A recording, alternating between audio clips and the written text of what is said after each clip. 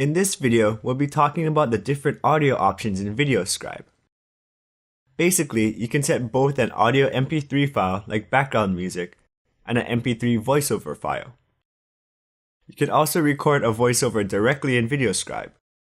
However, like many other video creation programs, VideoScribe doesn't have very good recording options, so I'll tell you right now that you should not create your voiceover in VideoScribe. We'll talk about why and what to use instead a little later. First, let's go over our background music choices. From the main project window, click on the music note icon to see your music options. VideoScribe comes with a wide variety of songs that you can use in your videos. You can sort them by name, duration, or intensity. The little square icons on each track tell you how intense the track is, one square being pretty mellow and 4 squares being pretty action-packed. Of course, you can preview the song by clicking on its play button. One thing that VideoScribe doesn't tell you is that you have to be connected to the internet in order to hear or add any of their songs. None of the songs are actually downloaded to your computer until you add them to your project. So to avoid any program freezes or headaches, just make sure you're connected to the internet when you're ready to start sampling songs.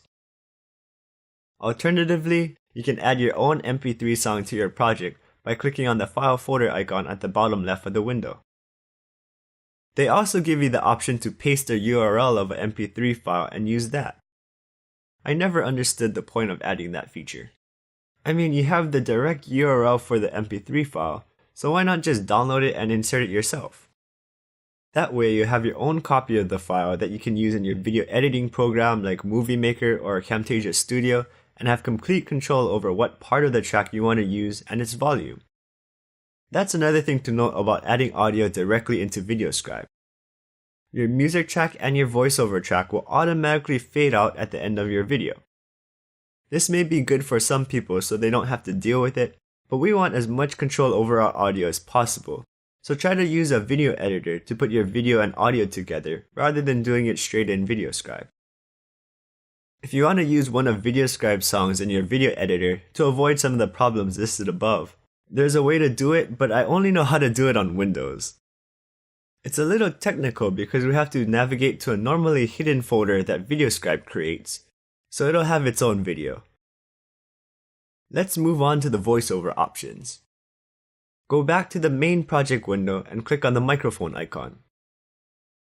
You have the option to record your voiceover directly in VideoScribe. Make sure that your headset or USB microphone is connected and on, and click on the record button. Choose your recording device from the list and click on the big microphone to start your recording. You should only use this feature if you've already finished your video and have absolutely no time to retime it to a proper voiceover.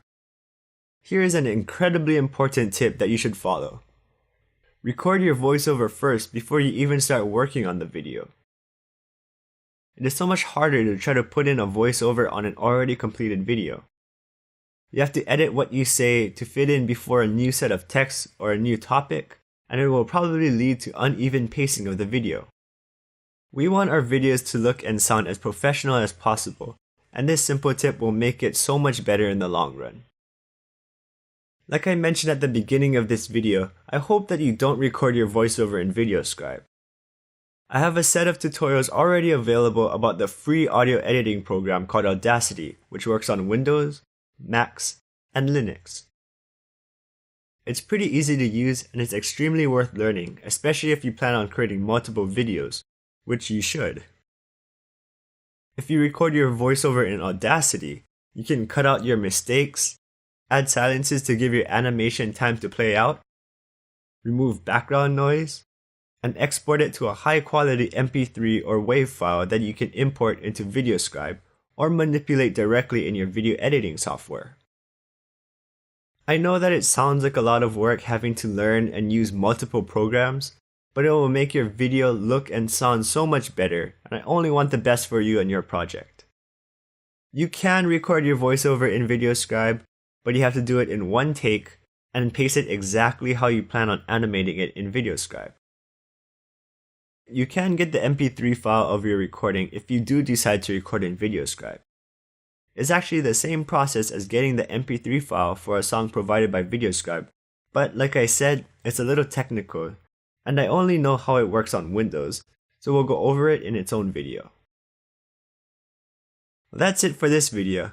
We've covered everything that I see as essential information in Videoscribe, so we'll go over the different options for exporting your scribe as a video file, or my personal favorite, a PNG image sequence.